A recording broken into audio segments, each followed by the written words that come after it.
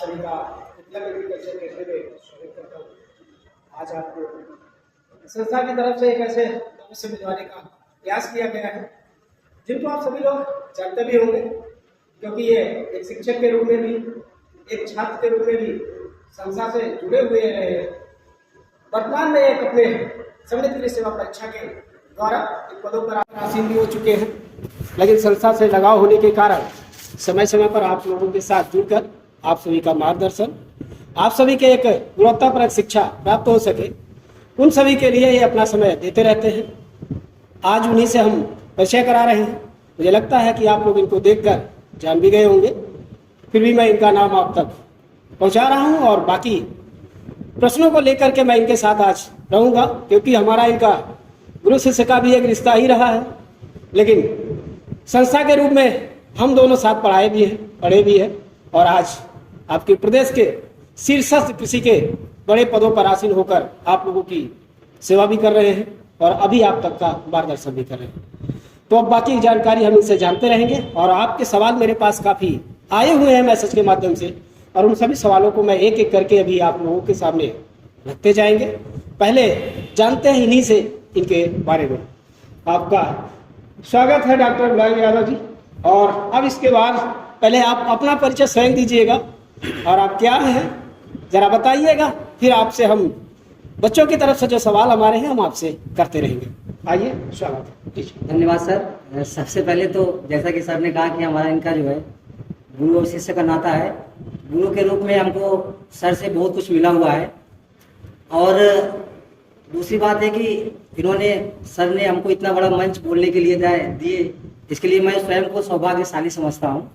और सर जहाँ तक बात है कि कृषि क्षेत्र में हम लोगों को आने का और हमारे छात्रों से जुड़ा रहने का, उसमें सर आपका बहुत बड़ा रोल रहा है। हाँ, ये है कि हम लोग साथ में मिलकर काम किए हैं सर। चलिए, बहुत बहुत धन्यवाद। अब हम कुछ अपने छात्रों के प्रश्नों को लेकर आपके साथ क्वेश्चन करेंगे और आप उन सभी प्रश्नों को उम्मीद है आप उनको बता करके उनका मार्गदर्शन भी करेंगे। ये प्रश्न मेरे नहीं है, ये प्रश्न छात्रों के हैं। तो पहला प्रश्न आपसे ये है, क्योंकि आपने कृषि को अपना भविष्य से चुना, तो आखिर कृषि को ही अपना भविष्य क्यों माना? इस दुनिया में ही क्यों आपने आना चाहा? इसके पीछे तथ्यात्मक रूप से कारण क्या है?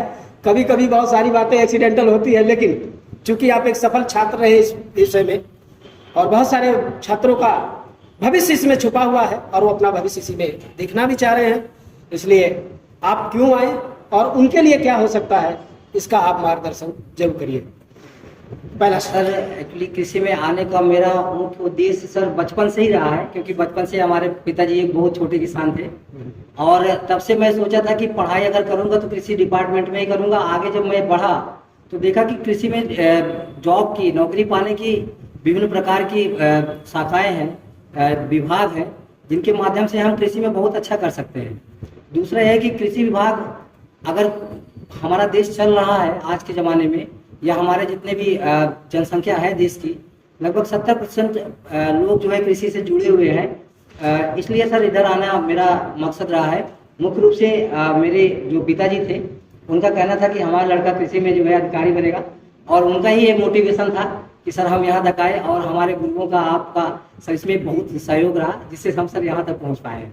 धन्यवाद इसके लिए आपको। लेकिन चूंकि आप उसको अचीव किए हैं तो इसलिए ये आपकी जो है अपनी उपलब्धि है और इस उपलब्धि का हम सभी सम्मान करते हैं। लेकिन आपको मैं अवगत कराते चलूं, क्योंकि हम सभी एग्रीकल्चर से जुड़े हुए हैं। कृषि हमारे देश की मेरुदंड है, और अगर आप एग्रीकल्चर में और थोड़ा सा जाएं तो देखें, हम लोग पढ़ते हैं कि कृषि सभी सभ्यताओं की जननी है।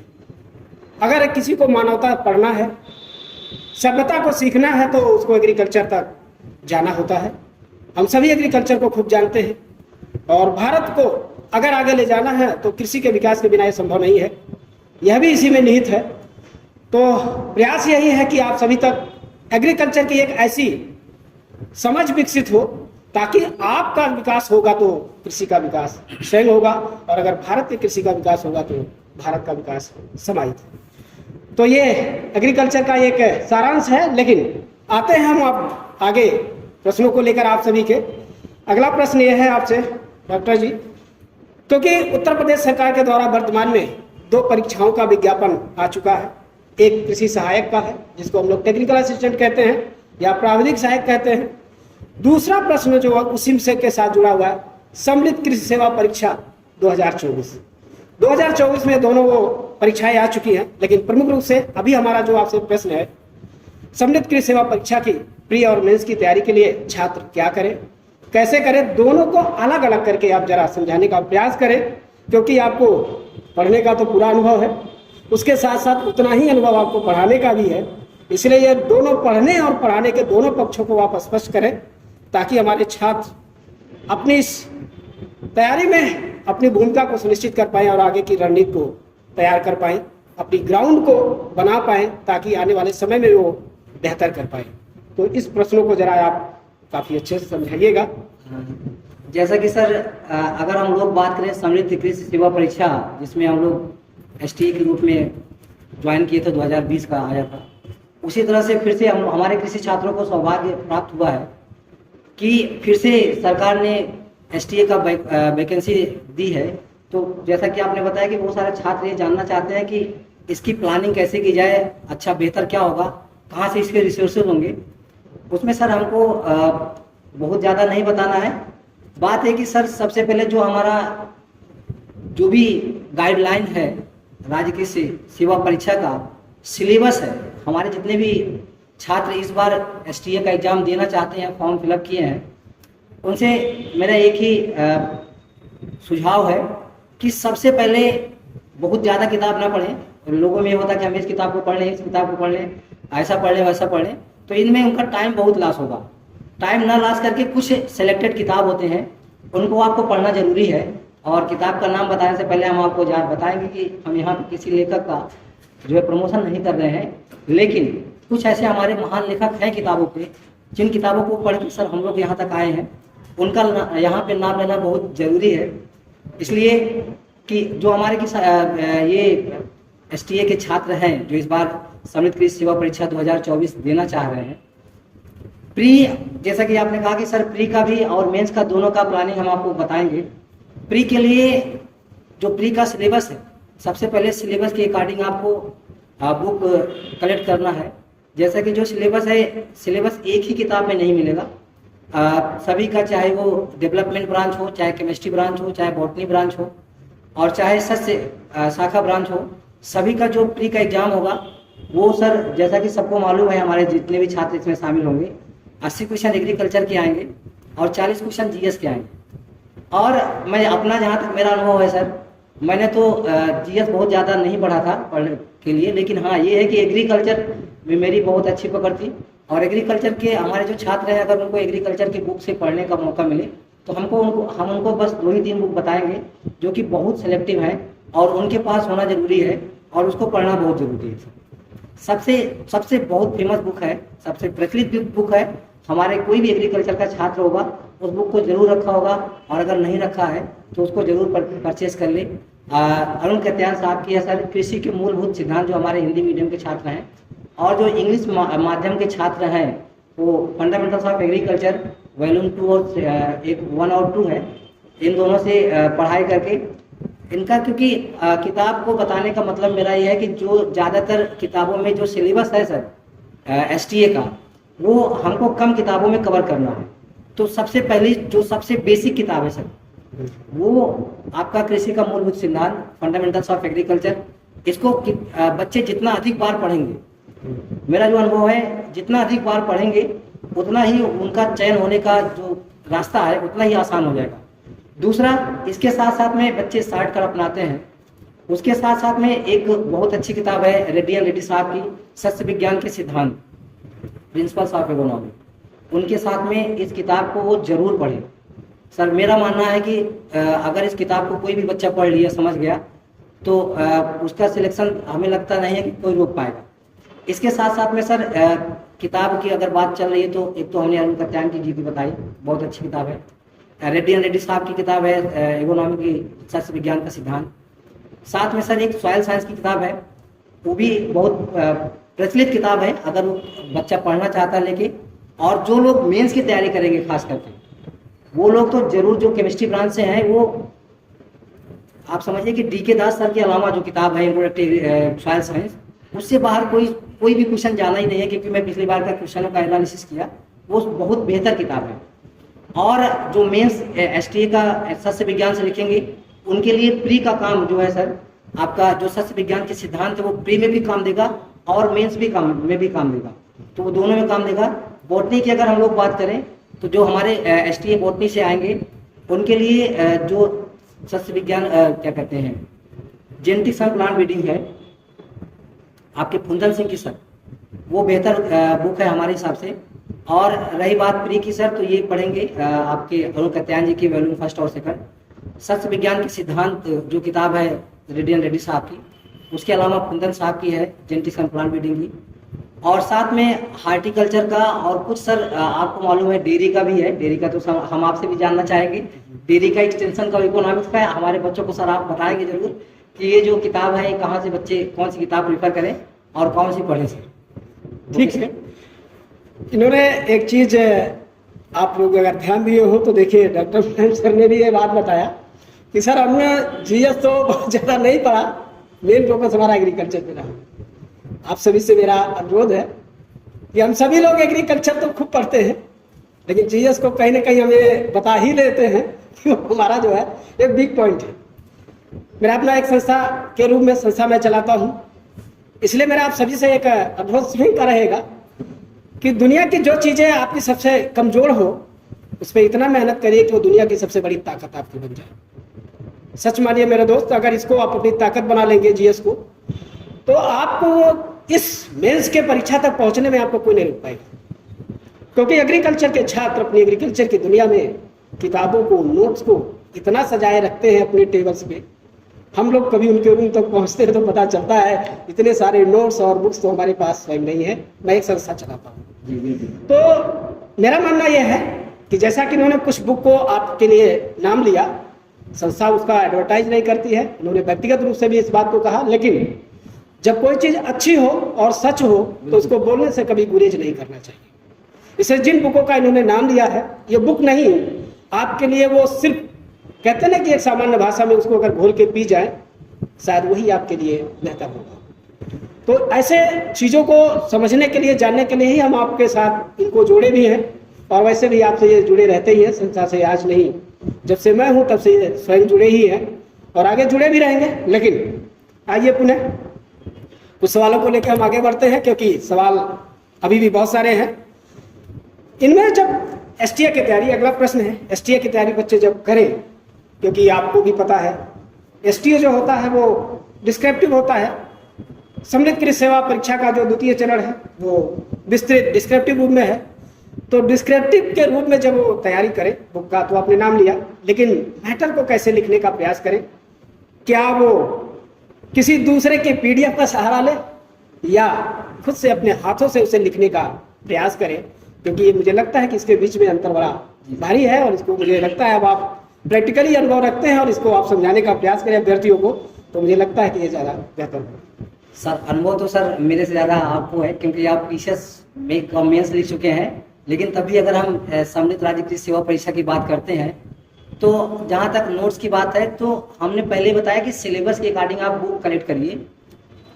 जाहिर सी बात है कि जो सिलेबस है एक बुक में नहीं मिलना है, और क्योंकि हम लोग एसटीए के, कोई भी राइटर जो है एसटीए के आधार पर कोई भी बुक नहीं लिखता है, लेकिन हम बुक का कलेक्शन करने के बाद उस बुक से हम उस मैटर को जरूर कलेक्ट करें जो एसटीए का मेंस का सिलेबस है। और सर रही बात मेंस में, आपको मालूम है सर एसटीए में हिंदी जो है, हिंदी का और एग्रीकल्चर का 2 पेपर करवाते हैं। हिंदी लैंग्वेज का होता है जिसमें 50 क्वेश्चन हिंदी व्याकरण होता है, और 50 क्वेश्चन का और 50 नंबर का सर निबंध लिखा जाता है। तो निबंध में हमारे बच्चे बहुत अच्छा कर जाएंगे, क्योंकि एग्रीकल्चर का ही सब निबंध आता है, बहुत अच्छा कर जाएंगे। लेकिन व्याकरण के लिए जो हमने सर बुक प्रेफर की थी वो सामान्य हिंदी सर आदित्य पब्लिकेशन की थी, उसको हमने अपना जो है आधार माना था और बनाया था सर। और हिंदी में तो मैं बहुत अच्छा नहीं कर पाया, लेकिन यह है कि मुझे लगता है कि हिंदी उससे पढ़ के आप बेहतर कर सकते हैं। दूसरा है कि जैसा कि सर ने कहा कि नोट्स किसी का बनाया हुआ पढ़ा जाए या स्वयं बनाया जाए, तो ये बहुत अच्छा बात आपने बताया, पूछा सर हमसे। इसमें मैं आपका अपना सर ओवरव्यू देना चाहूँगा। सर मेरा जहाँ तक अपना मानना है कि नोट्स खुद के हाथ का होना चाहिए। ये जो मेंस हम लोग लिखते हैं, ये पढ़ाई का शॉर्टकट अपना के मेंस नहीं लिख सकते हैं। नोट्स आप अपने अकॉर्डिंग बनाइए, और मेंस का बहुत ज़्यादा सिलेबस नहीं है, इतना सिलेबस नहीं कि आप नोट्स नहीं बना पाएंगे। अगर आप लगभग 25 से 30 दिन लगातार अगर बैठ के लिख दिए मैटर कलेक्ट करके, तो नोट्स कंप्लीट हो जाएगा, और उसके बाद रिवाइज करके उसको पढ़ते रहिए। तीसरा सर ने कहा कि हम अगर मेंस का पेपर देने जाएंगे तो हम किस तरह से उसके क्वेश्चन सॉल्व करें। तो सबसे पहले मेरा, आप हमारे जो छात्र हैं जो मेंस में भाग लेंगे, उनसे मेरा निवेदन है कि सबसे पहले प्रश्न को भली भांति पढ़ें, क्योंकि प्रश्न अगर आपके समझ में आ गया कि प्रश्न कहना क्या चाह रहा है, ऊपर उसके जो निर्देश दिए हैं वो कहना क्या चाह रहा है, तो आपका जो समस्या है उसका समाधान हो जाएगा। क्योंकि उसमें ये रहता है कि जैसे 8 क्वेश्चन आ गया, उसमें से रहता है कि केवल 5 क्वेश्चन करना है सर। और हमारे जो मित्र हैं या हम खुद ही देखे हैं कि वो शुरू से 1 से लेके 5 क्वेश्चन कर दिए, लेकिन उसमें एक चीज और रहता है कि उसमें कुछ लिखा रहता है कि 3 नंबर का क्वेश्चन या 5 नंबर का क्वेश्चन, जो सर 40 नंबर का रहता है, वो कंपल्सरी किया रहता है कि उस क्वेश्चन को आप जरूर अटेंड करना। तो उसको ध्यान से पढ़ें, बहुत जल्दबाजी में नहीं, और क्वेश्चन लिखने से पहले भली बात उसको समझ ले कि उस पर लिखना क्या है। नहीं तो अगर सर शुरुआत में पहुंचे और लिखना चालू कर दिए, बाद में लगा कि अरे ये तो गलत हो गया, तो फिर आपको लिखने के लिए पेज वहाँ पे सर नहीं मिलेंगे, क्योंकि आप मुझसे बेहतर जानते होंगे कि कई बार पीसीएस का मेंस दिए हुए हैं, उससे वही पैटर्न सर यहाँ पे भी फॉलो होता है। तो इस बात को ध्यान दें, सेलेक्टिव चीजें लिखें, और लगता है कि जो बहुत वैल्यूएबल चीज है उसको अंडरलाइन जरूर करें। लिखते समय आप जब भी नोट्स बनाएं, हम आप अपने छात्रों से एक और अनुरोध करेंगे कि जब आप नोट्स बनाइए तो आपका यूपी पीसीएस का सर एक लिखने के लिए आता है, नोट्स कॉपी आती है, उसको आप जो है बुक जो हमारे पुस्तक भवन है वहां से खरीदें, और उसमें बाकायदे लिखा रहता है कि आप अंदर चारों तरफ से लाइनिंग की रहती है कि आप उसके अंदर ही लिखिए सर। तो ये आप उस पर प्रैक्टिस करेंगे तो वहां पे आपको आसानी होगी करने में सर। जी सर। देखिए, नटसल में जो बताया है मुलायम सर ने, ये मैं आपको बताता भी रहता हूँ। जब आप मेंस लिखने का प्रयास करते हैं तो आप हमारे साथ भी जब जुड़ते हैं तो हम आपको पहले ही ये निर्देश देते हैं कि आप लोग जो है ब्लैक एंड व्हाइट कॉपी अपने पास रखिए, उसी में ही नोट्स बनाइए। इन्होंने जो मैंने प्रश्न भी पूछा आपकी तरफ से, और उस बात को इन्होंने बताया भी कि अगर आपको मेंस लिखना है तो आप टेक्स्ट बुक का सहारा लीजिए। जो आप पीडीएफ के भरोसे चलते हैं शायद वो आपको अधूरा छोड़ देंगे। इसलिए मेंस लिखने के लिए सदैव अपने नोट्स को बनाने का प्रयास करें, और एक अपने अच्छे जो भी आपके टीचर्स हैं, अच्छे टीचर हैं, उनके साथ जुड़ करके इन बातों को सीखिए और नोट्स बनाने का प्रयास करिए। क्योंकि अगर नोट्स बनाने का प्रयास करेंगे तो स्वतः आप में लिखने की एक कला विकसित होती चली जाती है, जो हमें नहीं पता होता, वो साथ में आपकी जुड़ी रहती है। ये इसलिए हम भी कह पा रहे हैं क्योंकि हमको भी मेंस लिखने का सौभाग्य प्राप्त हुआ है, इसलिए मैं आपको ये बातें बता रहा हूँ। तो इसलिए उम्मीद है कि आप लोग इसको ध्यान में रखेंगे। अगला प्रश्न मेरा है, ये प्रश्न मेरा स्वयं का है। चूंकि एग्रीकल्चर में आपने तो प्रकाश पूरा डाल दिया, उम्मीद है समझ पाएंगे, लेकिन मेंस में जब बच्चे जाएंगे, हमारे छात्र जाएंगे, हमारे भाई बहन जाएंगे, तो जीएस उनका पीछा अभी भी नहीं छोड़ा है, क्योंकि मेंस में से लिखना है। तो जो आपने मेंस में लिखा है जीएस को लेकर के, जरा आप अपना अनुभव वहां भी शेयर करें कि जीएस को लेकर के बच्चे क्या करें, कैसे से लिखने का प्रयास करें। मैं तो करता रहूंगा, लेकिन चूंकि आप एक सफल अभ्यर्थी हैं, इसलिए आपका मार्गदर्शन वहां पर आवश्यक है। इस प्रश्नों का भी जवाब जरूर दीजिए और समझाने का प्रयास करिए। देखिए सर, अगर बात जीएस की है तो अगर हम कहें कि कोई जीएस की संस्था उसको ज्वाइन कर लीजिए, तो ये हमारी मूर्खता है सर।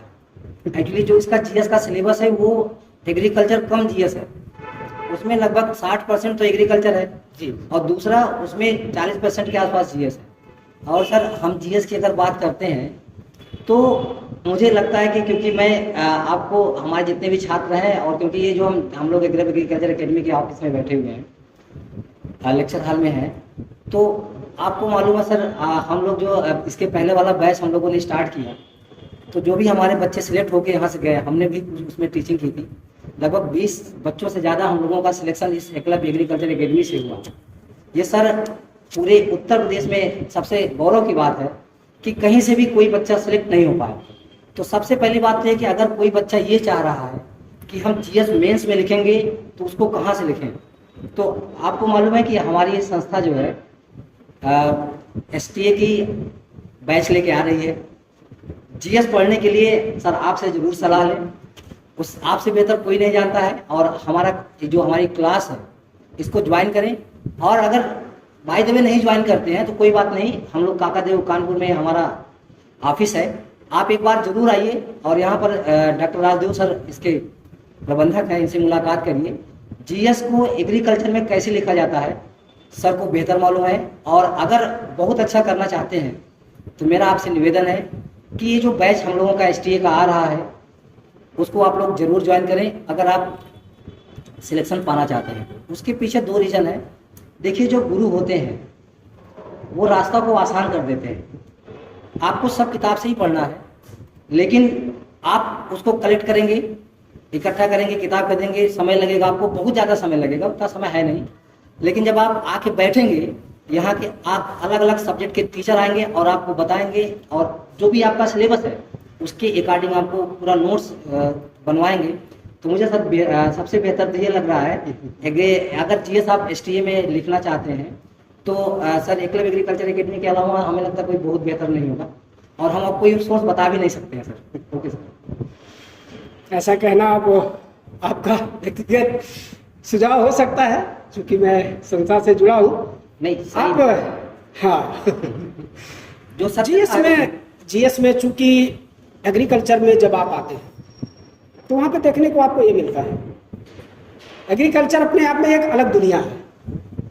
आप पूरे वर्ल्ड में चले जाए, दुनिया का हर देश एग्रीकल्चर में सबसे बाद में ध्यान देता है। तो इसलिए यहाँ पर भी वही स्थितियाँ होती है कि एग्रीकल्चर में बाद में ध्यान दिया जाता है, लेकिन हमारा भविष्य चूंकि इससे जुड़ा हुआ है इसलिए हमारे लिए सर्वोपरि है। तो जब आप इसका मेंस का जरा आप लोग एक बार अवलोकन करिएगा सिलेबस को, तो आप वहाँ देखेंगे कि जो जीएस में उसने लिखा है वो बैकग्राउंड में जाएंगे आप उसके, तो पता चलेगा ये कोई एग्रीकल्चर के बैकग्राउंड पर जीएस को पूछ रहा है। इसलिए बिल्कुल सर, इस फील्ड में वही बेहतर आपको समझा पाएंगे, मार्गदर्शन कर पाएंगे जिनका एग्रीकल्चर में एक अच्छा अनुभव है, मेंस भी लिखे होंगे या उस फील्ड में एक बेहतर कार्य कर रहे होंगे, तो आपका मार्गदर्शन अच्छा कर पाएंगे। यही इनका भी कहना है। और जो संस्था चलाने के तरफ से मैं भी आपको ये सुझाव करूंगा कि पहले मेंस को ध्यान में रखिएगा। अगर वहाँ पर ये कोई सोचे कि उसमें मेंस के रूप में हम बहुत बड़ा भारतीय राज्य व्यवस्था की तरफ जाए, भारतीय अर्थशास्त्र की तरफ जाए, ठीक है, इतिहास की तरफ जाए, ठीक है, तो मुझे लगता है कि वहाँ से हमें बेहतर नहीं होगा। अगर एग्रीकल्चर को बेहतर समझ पाएंगे तो ज़्यादा बेहतर उसमें कर पाएंगे। और आप लोग इस तरफ झुकाव रखिएगा।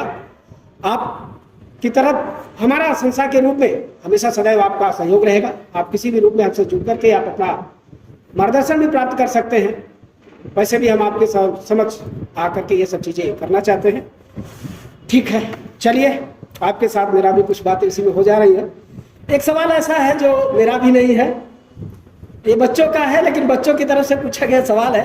मेरे अनुसार प्रासंगिक नहीं है, लेकिन काफ़ी चर्चित होता है। चर्चा इसलिए होती है कि हर व्यक्ति जब कहीं जाना चाहता है तो उसके बारे में एक कल्पना करता है कि जब मैं वहाँ पहुँचूंगा तो मुझे क्या मिलेगा, समाज मुझे किस दृष्टि से देखेगा, और आर्थिक रूप से मैं अपने आप को कैसे अनुभव कर पाऊंगा, और एक हमारी जो सोशल स्टेटस होगा उस पर क्या प्रभाव पड़ेगा। अर्थात मैं कहना चाह रहा हूँ कि जब आप इस पदों पर आसीन हुए हैं तो आपको सरकार की तरफ से सुख सुविधाओं के रूप में क्या मिला है, उसमें प्रमुख रूप से वेतन, दूसरा अन्य फैसिलिटीज के रूप में क्या क्या सरकार की तरफ से, राज्य सरकार की तरफ से आपको क्या क्या प्राप्त हुई है। यह एक प्रश्न छात्रों की तरफ से है या उन अभ्यर्थियों की तरफ है जो इस फील्ड में आना चाह रहे हैं। मुझे लगता है कि इस पर थोड़ा सा प्रकाश डालेंगे तो मुझे, इसीलिए यहाँ हमने उसकी बात भी लिख दिया है, क्योंकि सैलरी जानना बड़ा आवश्यक है सबको लगता है। तो थोड़ा इनके बारे में आप जरूर लिखो, पूरा स्केल क्या है, जैसा कि पे स्केल क्या है, पूरी जानकारी जरा इनको दीजिएगा। जैसा कि ये जो एसटीए का है और इसके साथ साथ क्लास 2 का भी है। एसटीए का जो ग्रेड पे है वो 4600 है, जिसपे 44,900 रुपये और प्लस सर उस पर महंगाई भत्ता जितना भी पड़ता है, वर्तमान में 50% महंगाई भत्ता है सर, तो 46,000 का 50% और प्लस जो है सर सुविधाओं के रूप में रहने के लिए आवास, और अगर आवास नहीं देता है तो सर वो एचआरए के रूप में आपको आपके स्टेटस के अनुसार वेतन देता है। और कहीं अगर आपको आने जाने के लिए सुविधा देता है, आप कहीं एग्रीकल्चर के डिपार्टमेंट के काम से जाते हैं तो आने जाने का आपको जो भी खर्च आएगा वो भत्ता भी देता है। और रही बात सर हम लोगों के चयन होने के बाद जो पद है कहाँ हम लोग जाएंगे, उसमें सर एक्चुअली हमारा जो कृषि विभाग है बहुत बड़ा है और हम लोग तो एसटीए के रूप में सेलेक्ट होते हैं, लेकिन हम जब जाते हैं अपने कार्यालय में ज्वाइन करते हैं तो सर एक तो जिला का कार्यालय होता है, जिले के कार्यालय में एक सर हर जिले पे उप कृषि निदेशक होते हैं और हर उप कृषि निदेशक के यहाँ सर एक एसएमएस का पद होता है, एक या 3 होते हैं सर, विषय वस्तु विशेषज्ञ के 3 पद हैं। वहाँ पे एक ग्रुप 1 का एक मतलब 3 लोग रहते हैं। उसके अलावा सर आप जानते ही हैं एक भूमि सुरक्षा अधिकारी होता है जिसको हम लोग बीएसए कहते हैं, उनके यहाँ ग्रुप 1 का एक आदमी जाता है सहायक भूमि सुरक्षा अधिकारी बन के। उसके बाद सर आपको मालूम है कि एक जिला कृषि अधिकारी होते हैं, जिला कृषि अधिकारी के यहाँ अपर जिला कृषि अधिकारी ग्रुप 1 का जाता है सर। उसके अलावा आपको मालूम है हमारे यहाँ 10 जो है रिसर्च सेंटर है, जो कि आपके आजमगढ़ में है, बाराबंकी में है, झांसी में है, हरदोई में है, बरेली में है, मेरठ में है, ऐसे सर 10 रिसर्च सेंटर है। हर रिसर्च सेंटर पे 3-3 ग्रुप 1 के जो है लोग रखे जाते हैं, बॉटनिस्ट के रूप में, रसायनज्ञ के रूप में और जो है सस्य विज्ञान के रूप में, वो भी सर एसएमएस का ही पद होता है। तो ये सर पद वहाँ से ऑफिस में मिलता है और इनका जो कार्य होता है सब जितना भी एसटीए का कार्य है, कुछ कार्य नहीं होता, सब टोटल मॉनिटरिंग करनी होती है। अपने नीचे वाले जो आपके नीचे वाले कार्य कर रहे हैं, ग्रुप बी वाले, ग्रुप सी वाले और एटीएम बीटीएम होते हैं सर, उनको उनके जो कार्य हैं उनको देखना, सुपरविजन करना और उनके कार्य को आपको वो सौंपते हैं, उसको आपको अपने ऊपर के अधिकारियों को जो है रिपोर्ट करना होता है। साथ में हम आपने बताया जैसे कि जानना चाहा कि हम जैसे एसटीए में आते हैं, ग्रुप 1 में आते हैं, तो आगे बढ़ने की क्या क्या संभावना है। तो सर ग्रुप 1 में आने के बाद समझिए कि एक ही पायदान नीचे हम लोग होते हैं। उसके बाद जिला कृषि अधिकारी का प्रमोशन, अगला पद हम लोगों का जो होता है जिला कृषि अधिकारी का और भूमि सुरक्षा अधिकारी का। इसके साथ आप जानते होंगे सर एसडीओ का होता है जो कि तहसील पर रखे जाते हैं। तो ये सर पद सृजित होते हैं जिसपे हम लोगों का प्रमोशन होता है। अगर समय समय पे प्रमोशन होता रहा तो सर जो हमारा मंडल होता है जी, प्रमोशन की बात करें, ग्रुप 1 वाला अगर प्रमोट होगा सर, जैसे एसटीए प्रमोट होता है तो क्लास 2 में जाते हैं, जो कि हमने पद आपको बताया कि भूमि सुरक्षा अधिकारी, जिला कृषि अधिकारी। उसके बाद एसटीओ का पद होता है और सर हर जिले पर एक होता है प्लांट प्रोटेक्शन ऑफिसर का, पादप सुरक्षा अधिकारी का पद होता है, उस पर प्रमोशन होकर जाएंगे। उसके बाद दूसरा जो प्रमोशन होगा सर वो उप कृषि निदेशक होते हैं, हर जिले में एक ही उप कृषि निदेशक होते हैं, और दूसरा प्रमोशन हम लोगों का होगा। तीसरा प्रमोशन सर होगा मंडल पे हम लोग जाएंगे जेडीए के रूप में, जो ज्वाइंट डायरेक्टर होते हैं और हर मंडल पे एक ज्वाइंट डायरेक्टर होते हैं। जैसे आपका कानपुर मंडल है, वहाँ यहाँ पे भी एक ज्वाइंट डायरेक्टर है, हमारा आजमगढ़ मंडल है, बनारस मंडल है, हर मंडल पे एक ज्वाइंट डायरेक्टर होते हैं। ज्वाइंट डायरेक्टर अगर ग्रुप 1 में कोई गया है तो मुझे लगता है अगर प्रमोशन समय से होता रहा तो ज्वाइंट डायरेक्टर तक पहुंच जाएंगे। अगर एज कम है, जैसे कोई लोग 25 साल में सब ज्वाइन कर लिए तो वो सर एडिशनल डायरेक्टर बनेंगे, आपके लखनऊ में जाएंगे और उसके बाद अगर भगवान चाहे तो उस डायरेक्टर। धन्यवाद। जैसे आप देखिए आपका सफर आपके जिले से शुरू होगा और आपकी राजधानी तक की सफर है बीच में, लेकिन उसमें है कि आप कहाँ से किस उम्र के पड़ाव पर आप जा करके, क्या आप 35 प्लस पे जाके ज्वाइन कर पा रहे हैं या 25 पर ही ज्वाइन कर लिया वो। इसलिए हाँ, एज को आप इसे ध्यान रखिएगा। आपका समय, आपका ये उम्र जो बीत रहा है ये आपके करियर को पीछे कर रहा है, इसलिए संघर्ष करिएगा, मेहनत करिएगा, आगे बढ़िएगा। और आप सभी को ऐसे बहुत सारे महान लोगों से मैं बहुत सारे इंटरव्यूज करा करके आप तक दूंगा, क्योंकि हमारे साथ हमारे बैच में ना जाने कितने लोग इस पदों पर आसीन हैं जो आपको समय समय पर मार्गदर्शन इसमें करेंगे और आपकी जो है तैयारी को बेहतर बनाने का संस्था पूरा प्रयास करेंगे। तो आपको डॉक्टर मुलायम सर, आपको बहुत बहुत बधाई। हमारे छात्रों को इस सभी बिंदुओं पर प्रकाश डालने के लिए, क्योंकि आप एक सफल अभ्यर्थी हैं, इसलिए आपका यह वक्तव्य उनके लिए बहुत मायने रखता है। तो इसके लिए आपको संस्था की तरफ से और व्यक्तिगत मेरे तरफ से भी आपको बहुत बहुत धन्यवाद है।